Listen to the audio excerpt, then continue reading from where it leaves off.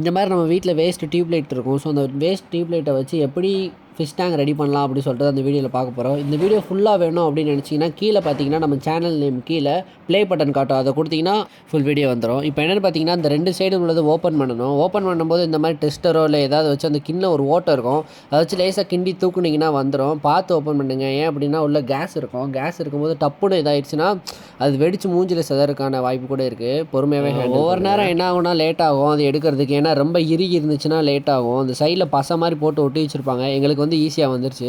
கடைசி என்னென்னா இந்த மாதிரி டெஸ்டர்ட்டை லேசாக குத்துங்க. குத்தி இது பண்ணிங்க அப்படின்னா அந்த மாதிரி ரவுண்டாக கொடுத்துரும். கொஞ்சம் அரைக்குறையாக அங்கிட்டு நீட்டி இருக்கிறத கடைசி லேசாக தட்டுங்க. ஏன்னா ரொம்ப வேகமாக தட்டிட்டா கூட லேசாக உள்ள இதில் பட்டுருச்சுன்னா கூட என்ன ஆயிரும்னா டொப்புன்னு வெடிச்சிருக்கிறதுக்கான வாய்ப்பு இருக்குது. ஸோ நீங்கள் மெதுவாகவே ஹேண்டில் பண்ணிக்கோங்க. நெக்ஸ்ட் என்னென்னு பார்த்தீங்கன்னா கடைசி என்ன பண்ணணும்னா உள்ள பவுடர் எல்லாமே க்ளீன் பண்ணணும். அது க்ளீன் பண்ணுறது எப்படின்னு சொல்லிட்டு நான் கீழே அந்த ப்ளே பட்டனை கிளிக் பண்ணி பார்த்தீங்க அப்படின்னா ஃபுல் வீடியோவில் கொடுத்துருக்கேன். ஸோ அதை பார்த்துட்டு வந்துருக்கேன் மறக்காமல். இப்போ என்ன பண்ணிட்டோன்னா ஃபுல்லாக க்ளீன் பண்ணதுக்கப்புறம் என்னென்னா மீன் கல் வாட்டர் எல்லாமே ஊற்றிட்டு பயங்கரமாக இருக்குது. ஃபைனல் அவுட்புட் எப்படின்னு பார்த்தீங்கன்னா இப்படி தான் இருந்துச்சு. எப்படியோ இந்த ஃபிஷ் டேங்க் வந்து எங்கள் வீட்டில் சும்மா தான் இருக்க போது. யாராவது நீங்கள் உங்களுக்கு வேணும் அப்படின்னு நினச்சிங்கன்னா அந்த ஃபுல் வீடியோ லிங்க்கில் போயிட்டு கிளிக் பண்ணி பார்த்துட்டு ஃபிஷ்ஷுன்னு மட்டும் கமெண்ட் பண்ணுங்கள். நான் உங்களுக்கு அந்த ஃபிஷ்ஷோடு கொடுத்துட்றேன் அந்த டேங்கை.